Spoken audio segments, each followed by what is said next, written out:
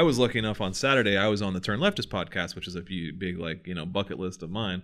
I got to go on the Turn Leftist podcast. They had an emergency episode. They live streamed on Saturday night because of the Iranian retaliation against Israel, the drone and missile strike that Iran attacked Israel. Goddamn right. Get them damn Israeli government officials. I think it was that week. You were that previous. I think it was the previous Wednesday. You had gotten kind of passionate, and you were saying you just wish Israel could get a taste of their own medicine. And like 8 days later or whatever, Iran strikes. I still don't think they got a taste of their own medicine. Yeah, but here's the thing. That's because Iran, as much as I don't agree with a lot of what Iran's state ideas are or how they run their country, their theocracy, blah blah blah. They still were humane and they didn't bomb civilian targets, Well, yeah. So which is good. That is just what we want. Well, except unfortunately, the only innocent or the only person to have been injured in those drone strikes was one 7-year-old girl. Minor injuries, as far as we can tell. Also Palestinian, Arab.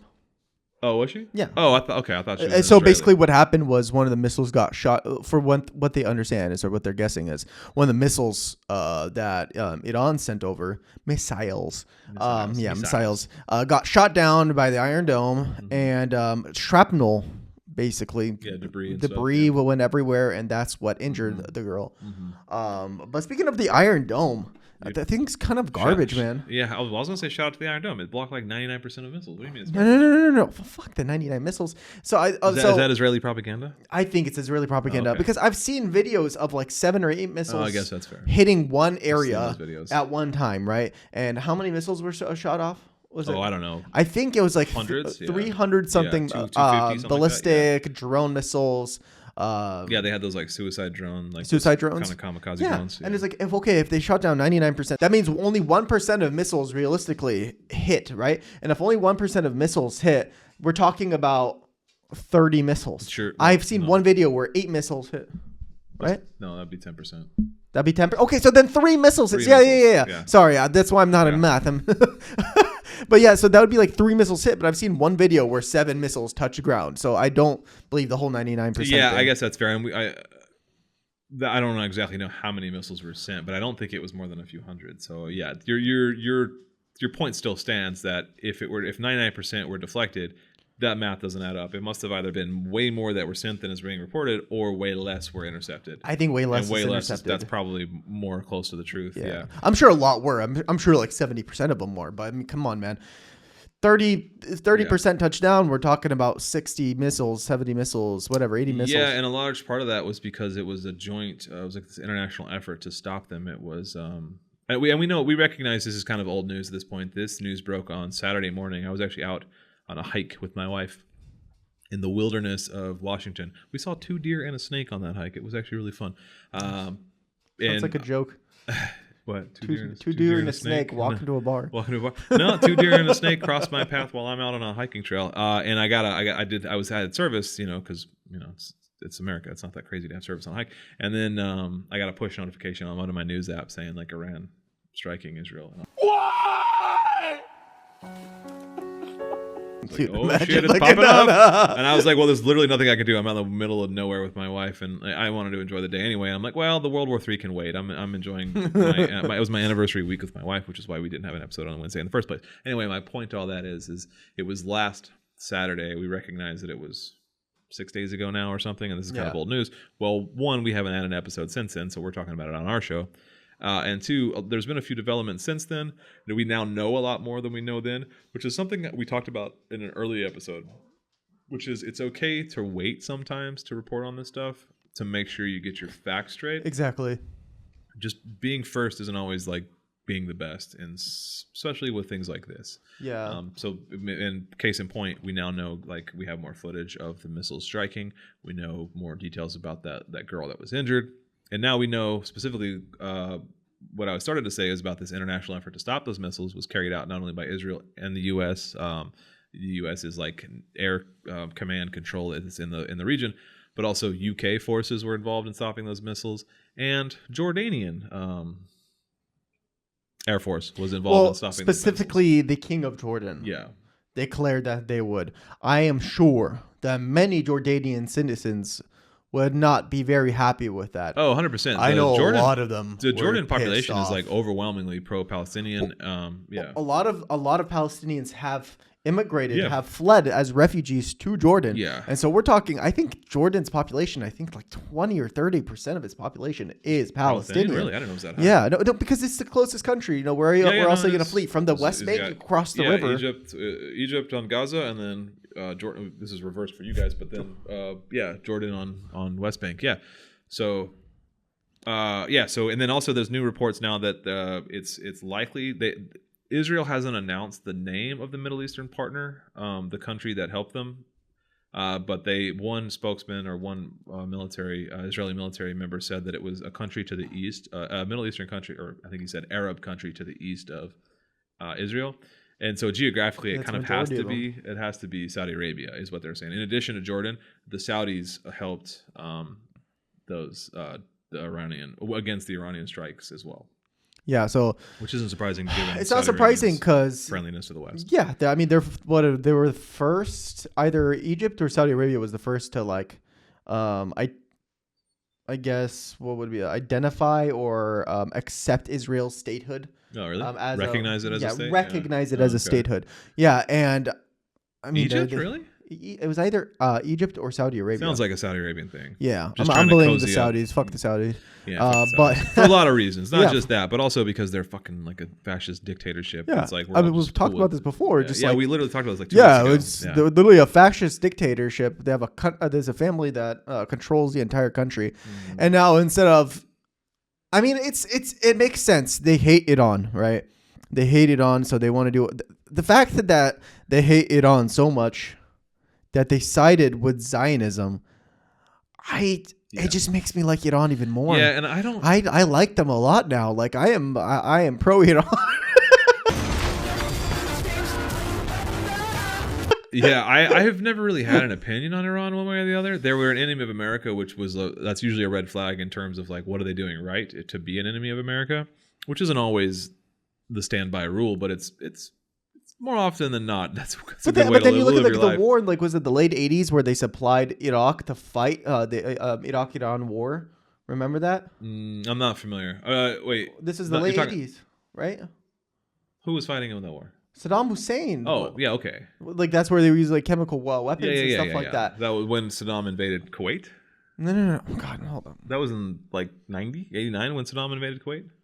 Okay, so actually, the Iran-Iraq war was, let's see, from September 1980 to August 1988. Okay, so that was 7 years, 10 months, 4 weeks, and 1 day.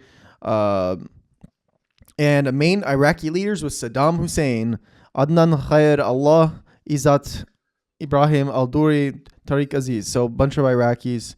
Of course, not all Iraqis. These guys, I think these were like the Sunni, the leaders of Iraq. And then there was a basically fighting Iran, the theocratic nation of Iran. But then, so this is a question I wanted to pose to you prior to filming this today. Is I had a thought and I wanted to ask you, and I don't know how much you know about this, but I wanted to kind of find out how much of this is based on, or if any, or if I'm reading too much into this, is based on the Muslim split between Sunnis and Shiites. Like, is there any like, is that a factor when you're talking about Saudi Arabia versus Iran, or well, I guess anybody in the region versus Iran, because Iran, as I understand it, is the only Shiite Muslim country, and everyone else is a Sunni Muslim. Am I totally off base there? No. You have a general idea of what it is. I would say that a lot of the geopolitics in the Middle East are using I don't know what the fucking proper grammatical case there is. Are using religion for geopolitics. So people from the Gulf are usually what we call Wahhabi. They're Salafists. They are fundamentalists. They think the literal representation of the Quran is literally what has to be done. And who is this? Who are these? This is Saudi Arabia. This is so these are Qatar. The Sunnis. This is they are a Sunni sect, but these are like fundamentalist Islamists, and so these are like Saudi Arabians, these are Qataris, these are United Arab Emirates. This is the school of Al-Wahhab. Okay. So that's where you come to the term Wahhabis. When the country of Saudi Arabia was created, the Saudi family led the politics, the country, the structured country. Yeah. But the theocracy was created by a guy named Wahhab. That he was a teacher. The Islam that was kind of like their school of thought. That was a Wahhab. Okay. And that's why they're called So Wahhabis. Okay. Yeah. Right. Yeah. These people are like fundamentalists. Like this, what it says in the Quran, that's what you do. Okay. Right. Maybe it's a little easier now, a little less worse now. But then there's Shia countries, like almost half of Iraq is Shia. Right. Okay. So the southern portion near Basra and all that, they're Shia. Azerbaijan is Shia Muslim. Mm-hmm. And they follow the school of Jafari, right? But I think this whole religious aspect is used more for political games than it is for actual geopolitics and Like capitalism. ideology. Okay. Right? Because we have like Qatar, who is technically Wahhabi, but they're against Saudi Arabia. Okay. Right? They're having problems with Saudi Arabia. They even called out Israel, even though Saudi Arabia aligned themselves in Israel. Sure. So what they're doing is like, is it Saudi Arabia is like, where's the wind blowing? Who's got the power here? How can I do a large land grab and become the dominant factor of the Middle so East? just because you were of the same sect, either Wahhabi or Sunni or like whatever that kind of Mm-hmm. like the majority Muslim countries are in that region, just because you are in agreement on your theocracy, they're not allied. There's still political differences between those countries, and Correct. And just similarly or conversely, I suppose I just looked it up. Iran is like 95% Shia Muslim. Yes. They're still gonna like be allied with like I would assume. I don't know the friendliness between Iran and like Yemen or Actually, there are a lot of Shias in Yemen. oh, is there? Right? Okay. There are a lot of Shias in Yemen, but I think that has, again, not that much politically to do with anything. I think the Saudis are really trying to dominate and imperialize Yemen. That sphere of influence. Yeah. And so who's the biggest enemy of Saudi Arabia? Iran. And so they conducted alliances with Iran to help them. It's like, hey, the enemy is my enemy is my friend. It's Serbia, Russia, circa World War I, right? You got Exactly. the small Slavic country, your big Slavic brother. Exactly. Same principle. Okay. And I think that's less of a problem here than actual geopolitics and capitalism. Okay, I was just curious because I don't fully like being completely out of that world. I was just curious how much of that religious tension, because I know that at different times in history there have been pretty severe tension between Sunni and Shia Muslims. I said Shiite earlier, but I don't think it's called Shiite anymore, or it ever was. Did I misspeak? I think it's just Sunni and Shia. Regardless, I was just curious how much that difference religiously, that religious difference plays into any kind of geopolitical finagling, and I guess the answer is not much, if any. It does, but what overpowers that is the power of control and money. Yeah, okay, sphere of influence. Right, so that's why even though Iran is not, Sunni or Wahhabi or whatever, they should still have way more in common and way more brotherhood with Iran and Saudi Arabia than in Israel. Israel's literally murdering other Sunni Muslims. Yeah. Genociding other Sunni Muslims, and yet Saudi Arabia partners with Israel. Yeah. So I mean, that whole political aspect is just kind of struck down. It's not real. They're just using it for politics. Yeah, I took a couple Middle Eastern classes in college, but my Middle Eastern knowledge has been grown by like leaps and bounds since October 7th. And I think that's true of most people. I mean, I had a passing understanding. I took a couple contemporary Middle Eastern classes in college. I have like a vague understanding of it all, but having to go into like the interpersonal differences and the geopolitical differences between Yemen and Lebanon and Jordan, and and then understanding the political groups within each of those countries, like Hezbollah and the Houthis, and then just like it's pretty layered, and it's not. Yeah. When people say the region's complicated, the situation in Israel and Palestine is not complicated. It's just a genocide. But what is complicated is like peeling the layers back below that, and you start getting into all of these networks of like years old grudges and different alliances, because there's also, like we said, Qatar, Yemen, Lebanon, Jordan, Syria. We haven't really talked about this episode. Iran, Iraq, Saudi Arabia. Yeah, no, 100%. I mean, I was very close to getting a minor degree in Islamic and Middle Eastern studies. I just had to take another year and a half of Arabic, but I didn't have that. I'm not going to sit here in school for another year and a half for a minor degree. I was done. I took like a quarter of Arabic, and then I took a bunch of theology classes on Islam. I took Middle Eastern study classes. So that's why I know, like, school of Hanafis and and there's different types of sects of Sunnis. Sure, and yeah. like, well, Yeah, I imagine just like Christianity, it's like, Protestants and whatever. it's like, well, people like, oh, how are you? Like the Muslims in Bosnia, they drink alcohol. Like what the hell? They're women. Smoke cigarettes, That smoke cigarettes. They're not. Well, nicotine is not. Oh, nicotine's not haram? It's haram to start smoking, but once you start smoking, it's not haram anymore because you're addicted. Okay, Addiction that seems like a loophole. All right. Yeah. So it's addiction is, which I kind of like that because addiction is not for like, because haram means like it is forbidden. It is like immoral. Right? Okay, I thought smoking was haram. Okay. Smoking is doing any damage to your body is considered haram. Okay. But the moment you're addicted to something, it's not technically haram anymore. It's makruh, which means it's frowned upon. But it also humanizes it a little bit because like you're addicted to it. Why you already sinned and you're already feeling the repercussions of that sin by addiction. Right. So we're not going to continue to penalize you. Continue to penalize you because something you can't help.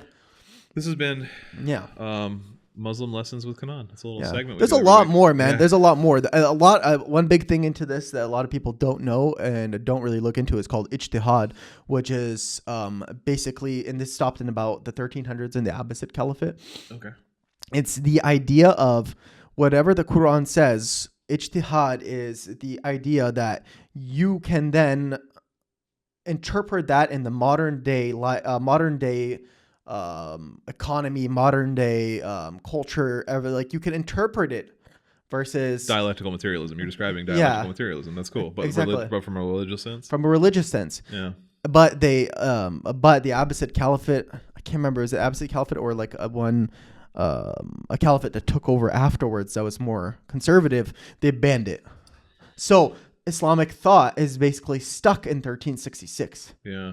Right, they couldn't progress any farther because the main, the head of Islamic thought was basically canceled out. Right. Like you couldn't modernize it anymore. This was it. This was like this is the end all. Snapshot of what that, and then it's been the same way ever since, kind of. Exactly. Interesting. Except then there's a school, like different school of thoughts, like Hanafi, Jafari, blah blah blah blah, Wahhabi. Sure. And those school of thoughts have their own interpretation. So those are kind of like the thought leaders, like the revolutionaries within the religion, like a Martin Luther type for Christianity or for Catholicism, like people that have come along and kind of redefined the game.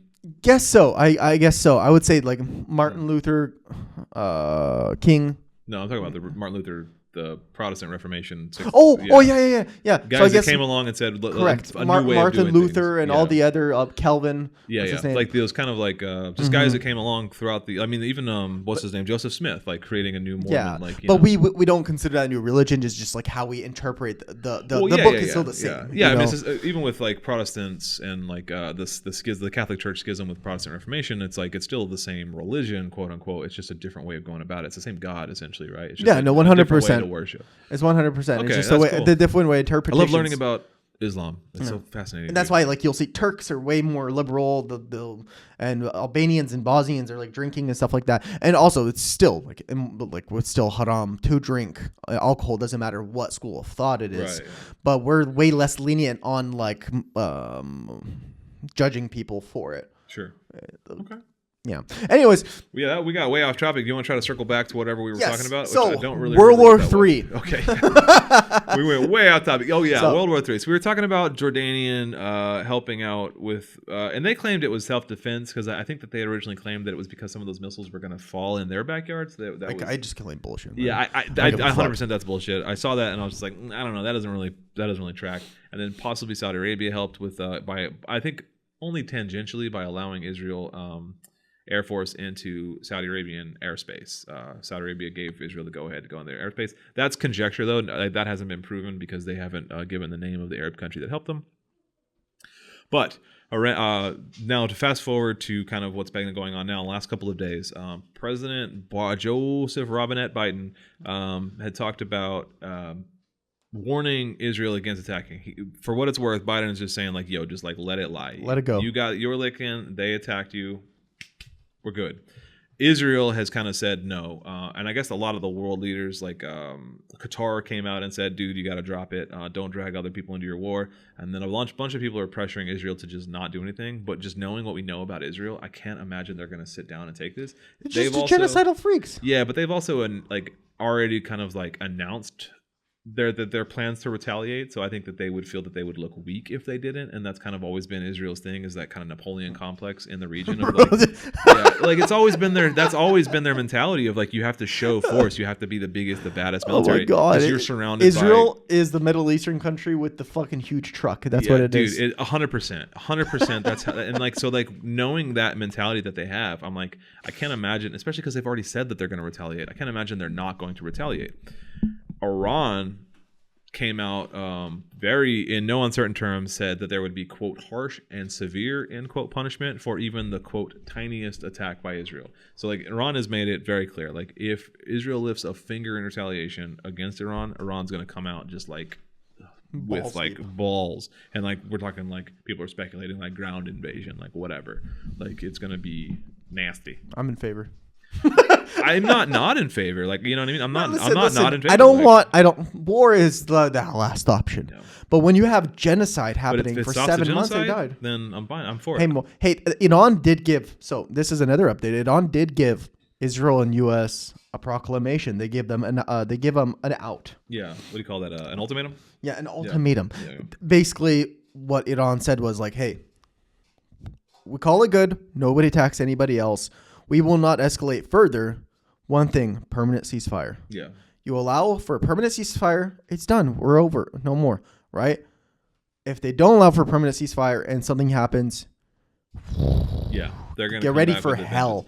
So we'll have to kind of like, because right now it's a holding pattern. Iran has just announced, everyone's just kind of posturing right now, and there's really been no news on that. As of Wednesday, April 17th, 2024, there's been no movement apart from last Saturday, from this Wednesday, whatever the Saturday was, 5-6 days ago. That was the last kind of movement on this. As of right now, there's no new news. There has been other strikes. Hezbollah did a missile strike in Israel yesterday.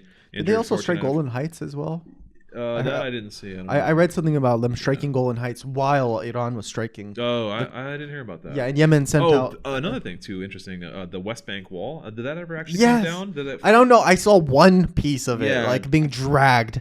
And I was like, dude, this is, like, fucking liberation. Yeah, I got kind of hyped just for that. Like, because if you were unfamiliar, what we're talking about is while those Iranian missiles were falling in Israel, that kind of gave... West Bank Palestinians, like they got this like, you know, revolutionary fervor, and they started tearing down the West Bank wall on the Israeli side, and I didn't actually follow up to finish like what happened, because like they just like it felt at that moment, it felt very revolutionary, and it felt like, okay, are like the West Bank, are the Palestinians gonna like fight, also kind of pull what the Palestinians did in Gaza on like October 7th? Are they gonna try to like bust out and like, you know, go on the offensive?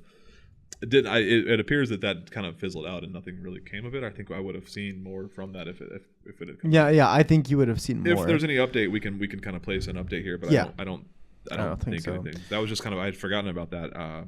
I heard about that, but so much has happened since then. But it kind of just shows you what I literally said it like 2-3 weeks ago. If there is a war, or if there are other neighboring countries that are like provocating. Holy shit. Provocating Israel. English is not your first language. It isn't. I'm just an immigrant. Okay, please. Take it easy, yeah? It's okay, man. I'm also not Italian, so disregard the hand motion. But yeah, it's a great chance for peace in Gaza, because for every moment that Israel is, you know, running around like a chicken without a head as Iran is bombing them, they're not focused on Gaza. It's like a mini ceasefire in those moments. There's not bombs being dropped on children. And that's where we keep coming back to. If like Taliban get involved, sure, fuck it. Yeah, go for it. The Iranian Revolutionary Guard or whatever gets involved, sure, go for it. Because like anything that is not genocide, that pauses genocide. Any type of like distraction, anytime Israel has to deal with something that isn't murdering Palestinians, that's a pause in the genocide. So I'm for it. It's just like... We're going to have to take awkward allies in this situation. You know, as fucking commies. As communists, we are the pickiest fucking people on earth. Who are our allies, who we work with. If you disagree with 20% of our, our rationale, you're fucking just out. You're in the gulag. Trot. Fucking trot, no. But at the end of the day, it's like I'm okay with the Taliban coming in and fucking, you know, invading with boats onto the strips of Tel Aviv. Yeah. You know, and it's because the Taliban is not as bad as an act of genocide happening. When this all over, said and done and over, and the Taliban go back, we'll deal with them later, right? We'll deal with whatever. Or not. It's their country. Yeah, but if they're doing I guess if they're doing shit. Taliban stuff. If they're not doing anything to bother anybody, they're not doing terrorist acts or anything like that. Fucking leave them alone. Has nothing to do with us. If their people want a new government, they will do something about it. That's none of our business. But in the moment, I will side with the Taliban over Israel because they have some sort of moral perspective that they'll literally go over to stop a genocide by themselves on fucking rickety boats or some shit. I don't know. I'm making up the scenario here. No, I get you. Are Taliban? I assume that's like conservative Wahhabi. Who? The Taliban? Are they just like conservative? I don't Wahhabi? know if they're Wahhabi. Okay. I know that Al Qaeda is Wahhabi. Oh, okay. They're Wahhabists. What about ISIS? ISIS are like worse than Wahhabists, man. ISIS are just dead. They're just evil people. Like you could be a Wahhabist and be like somewhat of a decent human being. You're just hyper strict with your religion, blindly following your religion. But in Islam, you can't kill people. You can't behead people. That is not part of Islam. Hence, you're not following the religion. Right. If that makes any sense. Yeah, it's a contradiction in terms. Yeah. Yeah, it's like the KKK calling themselves a Christian group. It's Fair just enough. like you're not Christian. You're doing everything against what Christ was said. You've lost the plot. Yeah, you've lost the plot.